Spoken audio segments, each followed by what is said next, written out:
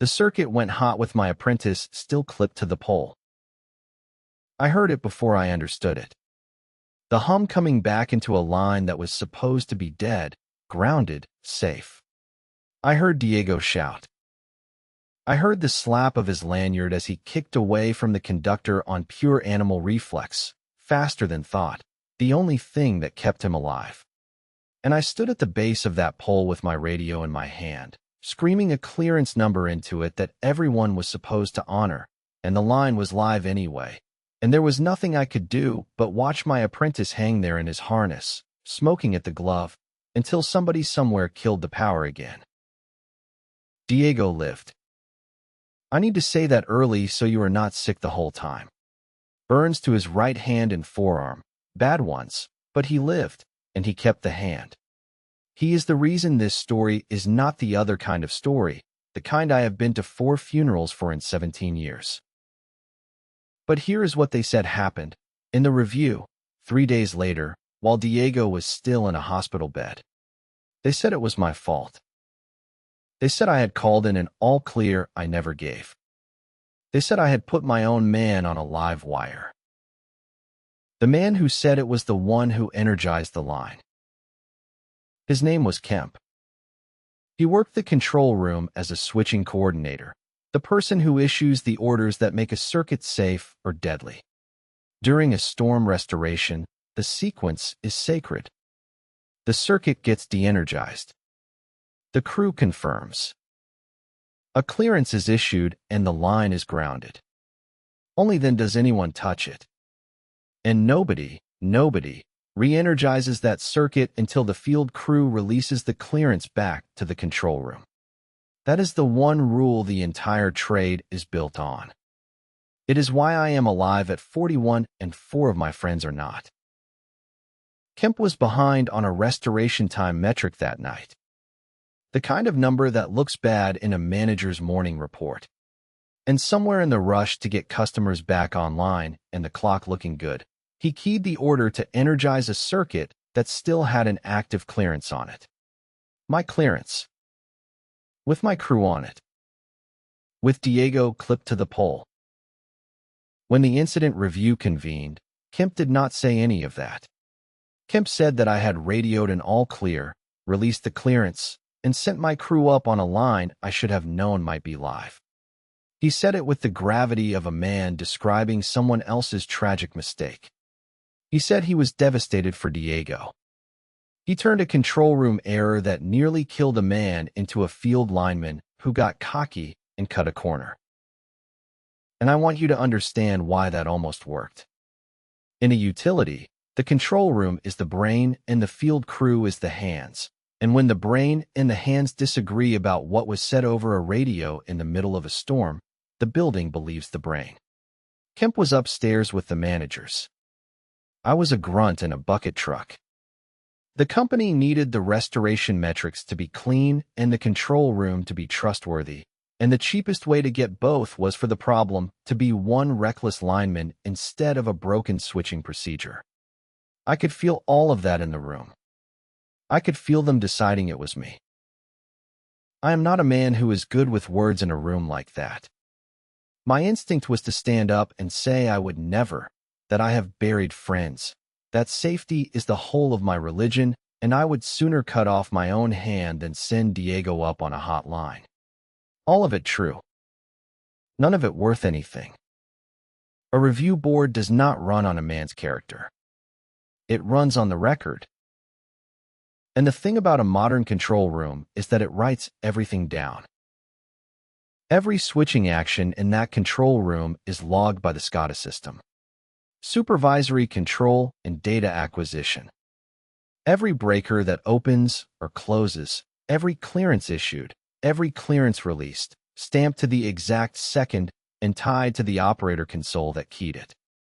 The utility keeps those logs for the regulators and for exactly this kind of incident. And separately, the dispatch radio system records and timestamps every transmission. Every word I said into that radio is a file on a server. Every order Kemp gave is a file right next to it. I did not have to win an argument about who said what. I could make the room listen to what had actually been said.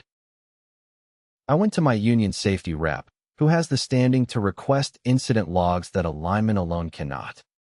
We pulled two things: the SCADA event log for that circuit and the radio recording for that channel for the 20 minutes around the incident. The SCADA log was not ambiguous. A clearance had been placed on that circuit. It was still active. It was never released. There is a specific action a control room operator takes to release a clearance, and that action never happened. And then, with the clearance still live in the system, there was an energized command on that circuit, keyed at the exact second the hum came back into the line. The console that keyed it was Kemp's. His operator ID, stamped on the action that put Diego in the wire. The radio recording was worse for him, because there was no all clear from me. It does not exist. What exists is my voice confirming the clearance was active. What exists 40 seconds before the energized command is Diego's voice and mine calling our position on the structure, on the line, working. And what exists in the middle of that is Kemp's own voice giving the order to restore the circuit over the top of a crew that is plainly, audibly, still on it. He had energized a line he could hear men working on, and then he had told a room full of people that I was the one who got my apprentice hurt. Here is the part one will carry the rest of my life. The formal incident review reconvened with everyone in the room. The utilities safety officer, an observer from the state regulator, union reps, the managers who had been ready to hang it on me. Kemp, composed, in a clean shirt, ready to be devastated for Diego again. My safety rep asked to put the incident timeline on the screen. He played the SCADA log first, the clearance sitting active, never released, and then the energized command with Kemp's console ID on it, at the second the line went hot. Then he played the radio recording. He let it run. He let the whole room hear my crew calling that we were on the line. He let them hear Kemp's voice give the order anyway. I watched it land on every face in that room. I watched the safety officer go still. I watched the regulator's observer start writing.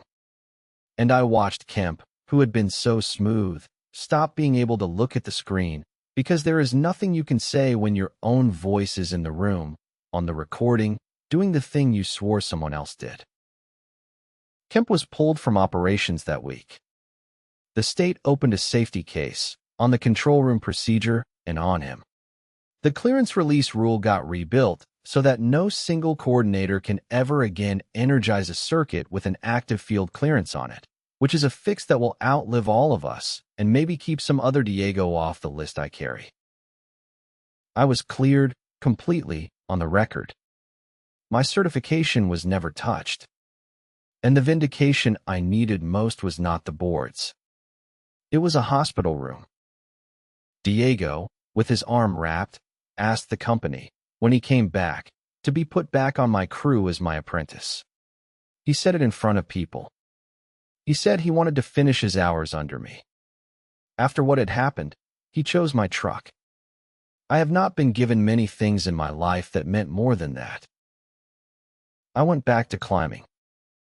I am still doing it.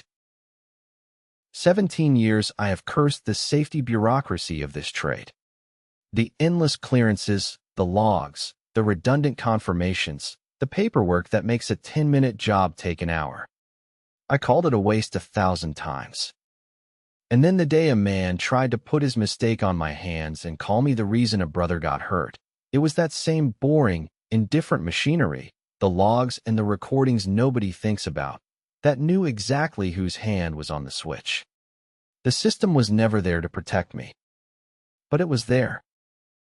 And when I needed it to speak, it told the truth, to the second.